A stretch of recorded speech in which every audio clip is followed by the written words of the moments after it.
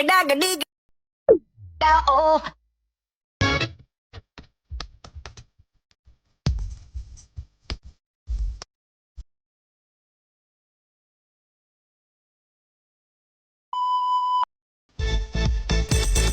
Bombastic side eye, criminal offensive side eye. Tapi bohong. I'm okay. I'm fine. Kincana. Kincana. Teng, neng, neng, neng, neng. Ku menahan rasa sakit. Rasa sakit. Few moments later.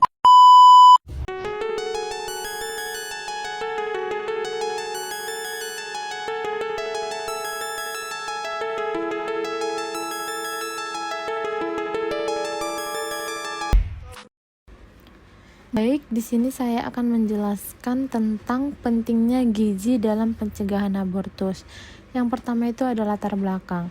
Abortus merupakan komplikasi kehamilan yang paling sering terjadi, terutama pada trimester pertama. Secara patofisiologis, abortus merupakan manifestasi dari kegagalan adaptasi maternal terhadap kehamilan. Salah satu faktor fundamental yang mempengaruhi keberlangsungan kehamilan adalah status gizi maternal yang berperan langsung pada proses implantasi, agiogenesis plasenta, keseimbangan hormonal, serta regulasi stres oksidatif.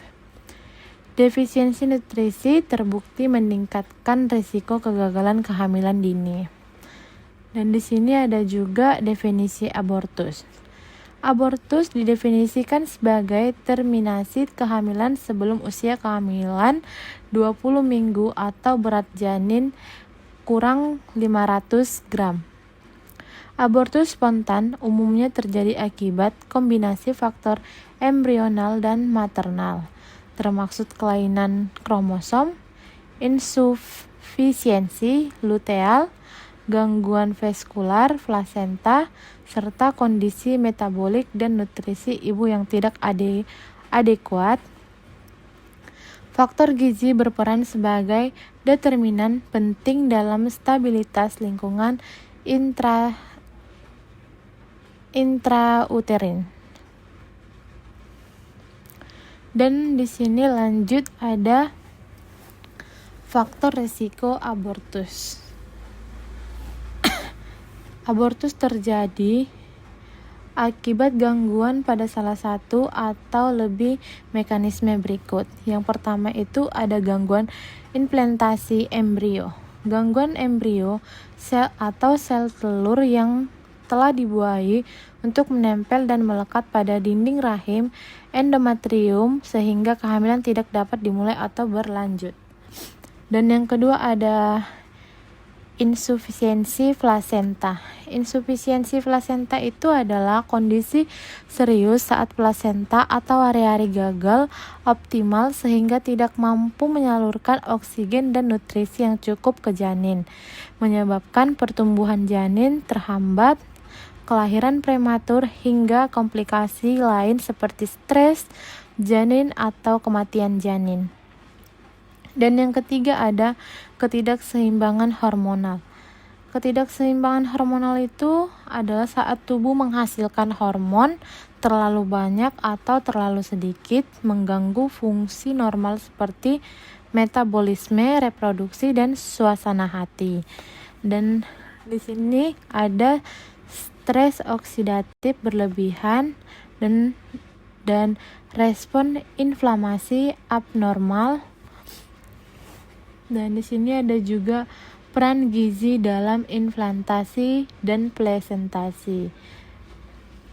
Implantasi embrio dan membentukkan plasenta memperlakukan suplai energi, protein, dan mikronutrien yang adekuat. Kekurangan zat gizi menyebabkan yang pertama itu gangguan defisiensi trophblast. Dan yang kedua itu penurunan invasi sitroflas ke myometrium. Dan yang ketiga itu ada gangguan remodeling arteri spiralis. Dan di sini ada juga makronutrien dan metabolisme kehamilan. Makronutrien berperan di sini ada juga makronutrien dan metabolisme kehamilan. Makronutrien berperan dan di sini juga ada makronutrien dan metabolisme kehamilan. Makronutrien berperan dalam hemostasis metabolik ibu. Yang pertama itu ada defisiensi energi atau peningkatan ketabolisme dan hipoglamika. Dan yang kedua itu defisiensi protein atau gangguan sintesis jaringan embrio dan plasenta. Yang ketiga itu defisiensi lemak esensial, gangguan pembentukan membran sel dan hormon steroid. Di sini ada juga mikronutrien dan regulasi seluler. Mikronutrien berperan penting dalam proses seluruh dan metabolik antara lain. Yang pertama itu ada asam folat, mencegah hiperhemosis teni. Di sini ada juga mikronutrien dan regulasi seluler. Mikronutrien berperan penting dalam proses seluler dan metabolik antara lain. Yang pertama itu ada asam folat, mencegah hiperhomosis tenemia dan gangguan perkembangan embrio. Dan yang kedua itu ada zat besi, mencegah anemia yang dapat menurunkan suplai oksigen ke janin. Dan yang ketiga ada zinc, berperan dalam pembelahan sel dan fungsi imun.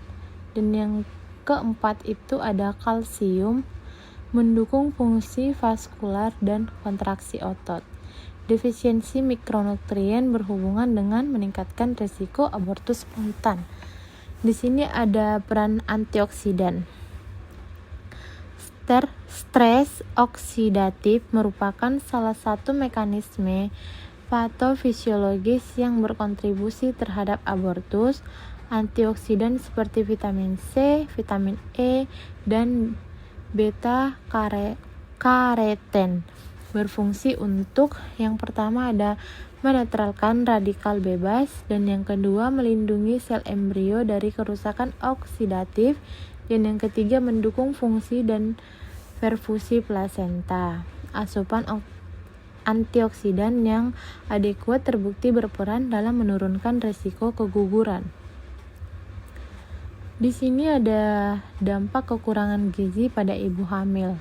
Kekurangan gizi pada ibu hamil dapat menyebabkan anemia dan gangguan imunitas. Dan yang kedua, gangguan pertumbuhan dan fungsional plasenta. Dan yang ketiga, peningkatan risiko abortus dan persalinan prematur. Dan yang keempat, dampak jangka panjang pada kesehatan ibu dan janin.